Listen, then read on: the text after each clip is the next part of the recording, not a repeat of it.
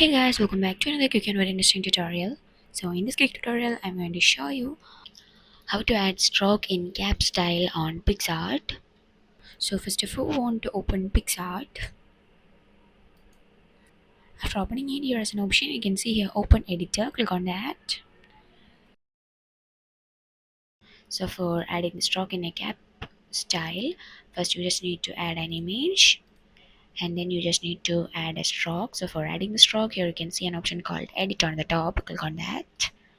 And then here you can see that the stroke has been turned off here, so you just need to turn it on. And then here as a section you can see here cap style, and from here you can just choose the cap style that you wanted.